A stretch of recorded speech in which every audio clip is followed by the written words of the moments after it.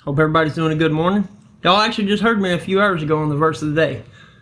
So I'm going to be preaching out of the book of Daniel, Daniel 6, and I'm just going to go from chapter 6 to chapter 7. I have a few friends with me around here. There's my wife. There's Jason Gant. And that's Jonah. That goofy guy's Jonah. Yeah.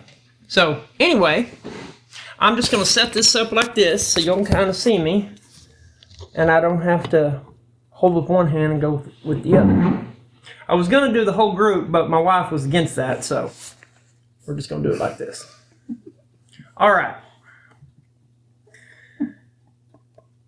Daniel chapter 6, starting at verse 1. It pleased Darius to set over the kingdom 120 princes, which should be over the whole kingdom.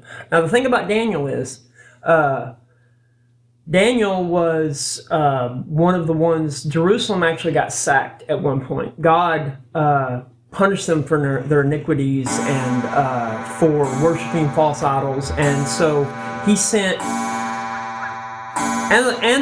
And the good old clock's going. We're just gonna wait a minute. Love preaching at home. All right, we're good. So, Jerusalem got sacked. God actually sent several of his prophets to warn Israel that they were going to get punished for worshiping false idols and all of the sin and the iniquity. And they didn't believe. And Judah was the first one to get sacked. And with Judah came... They took the people and exiled back to Babylonia. Should you not use the word sack? So anyway, Daniel was one of them, and Meshach, Shadrach, and Abednego. That wasn't their original names, but that was the names they were given. But that's a different story, which we'll touch on another time. But so Daniel could understand visions and dreams, and over the years he develops basically some status in the Babylonian Empire. And so this picks up around the time where he has already developed a level of status, and he's revered among all the other governors and in all over Babylonia, and basically he's second only to the king. So we'll pick up right there. So it pleased Darius to set over the kingdom 120 princes, which should be over the whole kingdom. And over these 3 presidents, of whom Daniel was first, that the princes might give accounts unto them, and the king should have no damage. Then this Daniel was preferred above the presidents and princes, because an excellent spirit was in him, and the king thought to set him over the whole realm. The excellent spirit within him was the Holy Spirit. Before Jesus, the Holy Spirit still rained down upon the people, but it was more directed. God would send the Holy Spirit to certain individuals that he wanted to use to spread his gospel, to spread his basically his name to generally not just to Israel, but to all the other nations of the world, the Gentiles, basically us now here, Gentiles. So Daniel had the Holy Spirit within him, and the Holy Spirit guided him and gave him various abilities, straight from God. Then the presidents and the princes sought to find occasion against Daniel concerning the kingdom, but they could find none occasion nor fault, for as much as he was faithful, neither was there any error or fault found in him. So all of the ones around him and underneath him, they wanted to take him out so that they could rise up and be closer to the king. And the problem was they couldn't find any fault in him whatsoever with the way the current laws were, because he basically, he wasn't without sin, obviously, because none of us are. But God, through the Spirit, raised him to a level that he was far beyond above reproach. Then said these men, we shall not find any occasion against this Daniel, except we find it against him concerning the law of his God. So they were basically trying to find a way to get him removed through the laws of God, because Daniel worshiped God, the God, but the Babylonians worshiped false gods. And King Darius, he actually knew that Daniel worshipped the God that he worshipped, which is our God, the God, the Most High. I love the Most High God. I love saying that. I don't know, something about just saying the God Most High or the Most High God. It just sounds awesome. Then these presidents and princes assembled together to the king and said thus unto him, King Darius, live forever. All the presidents of the kingdom, the governors and the princes, the counselors and the captains have consulted together to establish a royal statute, to make a firm decree that whosoever shall ask a petition of any god or man for 30 days, save of thee, O king, he shall be cast into the den of lions. So basically, they want King Darius to make a law that for the next 30 days, if anyone worships any other god or consults with any other king other than the king of Babylonia, he can be put to death, basically. Now, O king, establish the decree and sign the writing, that it be not changed according to the law of the Medes and the Persians, which altereth it not. Wherefore King Darius signed the writing and the decree. Now when Daniel knew that the writing was signed, he went into his house, and his windows being open in his chamber toward Jerusalem, he kneeled upon his knees 3 times a day, and prayed and gave thanks before his God, as he did aforetime. Basically, Daniel didn't change anything. He kept worshiping God because he had faith that worshiping God was more important than anything, any law that any man could make. So he just continued to worship God just as he always had, and didn't hide it or try to do it in secret, and just kept faith in God. Then these men assembled and found Daniel praying and making supplication before his God. Then they came near and spake before the king concerning the king's decree. Hast thou not signed a decree that every man that shall ask a petition of any god or man within 30 days, save of thee, O king, shall be cast into the den of lions? The king answered and said, the king, this thing is true, according to the law of Medes and Persians, which altereth it not. And what that means, the Medes and Persians, basically any statute, any law that the king put into place couldn't be denied or broken, even by the king himself. So if the king set a law, he couldn't then bypass it. Once it was set, it was set. Then answered they and said before the king, that Daniel, which is of the children of the captivity of Judah, regardeth not thee, O king, nor the decree that thou hast signed, but maketh his petition 3 times a day. Then the king, when he heard these words, was sore displeased with himself, and set his heart on Daniel to deliver him, and he labored till the going down of the sun to deliver him. So once Darius realized that the law he made could put Daniel in the crosshairs and be put to death, thrown into the lions, and once he realized what he did, he was not happy with himself, because he knew that Daniel worshiped God. And basically all those other princes and stuff, they tricked him. And because the law said that he couldn't break the law that he made, if he did try to break it, it could cost him his kingdom, and nobody's going to do that. Or no human that's in power, at least back then, is going to give up their power for one man. So he tried to find a way around the law so that he could not have to send Daniel to death. Then these men assembled unto the king and said unto the king, Know, O king, that the law of Medes and Persians is, that no decree nor statute which the king established may be changed.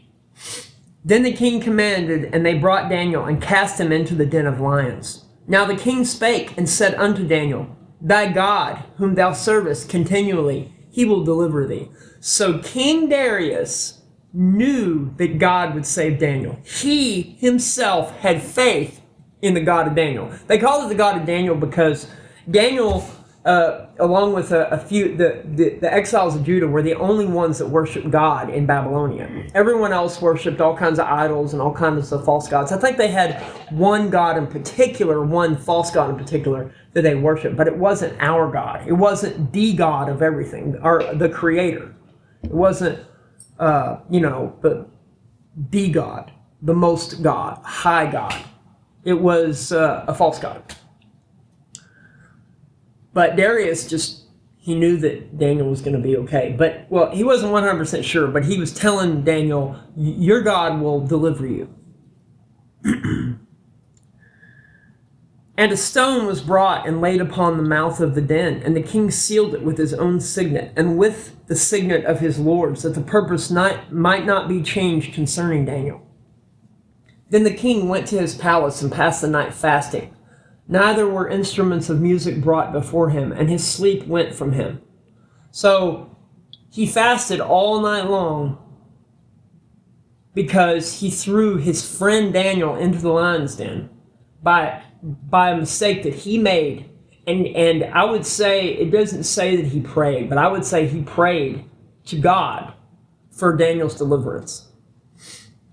Then the king arose very early in the morning and went into haste unto the den of lions. And when he came to the den, he cried with a lamentable voice unto Daniel. And the king spake and said to Daniel, O Daniel, servant of the living God, is thy God whom thou servest continually able to deliver thee from the lions? Now this is very unique. Darius didn't just say, hey Daniel, are you alive? Hey, how are you doing? He literally asked him a very specific question, which requires Daniel to give a specific answer. So when he asked that question, he was hoping in his heart that Daniel was alive, but he already deep down inside knew it. So it's pretty amazing. Then said Daniel unto the king, O king, live forever. My God hath sent his angel, and hath shut the lions' mouths, that they have not hurt me. For as much as before him innocency was found in me, and also before thee, O king, have I done no hurt. So God sent an angel down to keep the lions from killing Daniel. And they sent him down because Daniel did nothing wrong in God's eyes, and did nothing wrong towards the king. So basically Daniel was innocent, as innocent as a man could be, at least in this particular situation. And so God rescued Daniel, just as he promised he would. Could you imagine you get tossed into this lion's den, you got all these huge, massive lions, and all they want to do is eat you. And you have so much faith that the Lord will deliver you, that you're not even afraid or worried. How many people could do that? How many people now, if you were tossed in a situation where there's no escape, still have faith, unbounding, and then an angel comes down and keeps the lions from eating you? I ain't gonna lie, that'd be awesome. Awesome.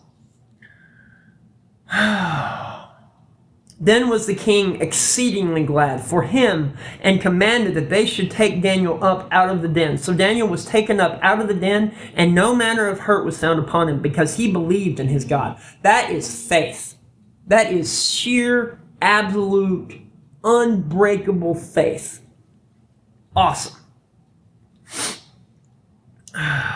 And the king commanded that they brought those men which had accused Daniel, and they cast them into the den of lions, them, their children, and their wives. And the lions had the mastery of them, and brake all their bones in pieces, or ever they came at the bottom of the den.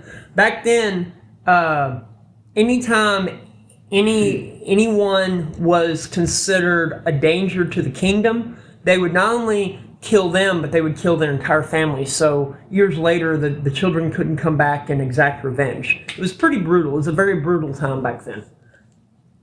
Then King Darius wrote unto all people, nations, and languages that dwell in all the earth, peace be multiplied unto you. I make a decree that in every dominion of my kingdom men tremble and fear before the God of Daniel. For he is the living God, and steadfast forever, and his kingdom that which shall not be destroyed, and his dominion shall be even unto the end. So Daniel being saved in the lion's den, God sending his angel to save Daniel, literally turned the heart of Darius. If he didn't fully believe in God before then, he totally and completely believes in God now. God works through people and things God works through the air. Anything that exists, God can use to work through to save someone else. And that's what he does in us. But many times he'll work through evil and darkness and pain and death. And through that death will others be saved. It's amazing. He delivereth and rescueth, and he worketh signs and wonders in heaven and in earth, who hath delivered Daniel from the power of the lions. So this Daniel prospered in the reign of Darius and in the reign of Cyrus the Persian. And that's that. So basically, the story of Daniel in the lion's den, actually the entire book of Daniel, is about faith. More than anything else, keep faith in God. Keep faith in Jesus Christ. Never stop believing. Never stop knowing that God is here and he's in control, that his will be done no matter what. Have faith and know that God is with you. And no matter what you face, no matter what challenge you go through, even at the worst times, God is with you through it. So have faith, and he'll help you through anything. And when our time comes, whenever it be, whether it be from old age or some environmental wind or hail, or from the hand of another, what awaits is eternal happiness in heaven, where we'll each have a mansion and a crown waiting for us. I hope everyone has an absolutely wonderful day. Thank you for listening to my sermon, and thank you for tuning in, and God bless all you guys. And say bye to Jonah, Jason, and my beautiful wife, Brandy. Have a blessed day.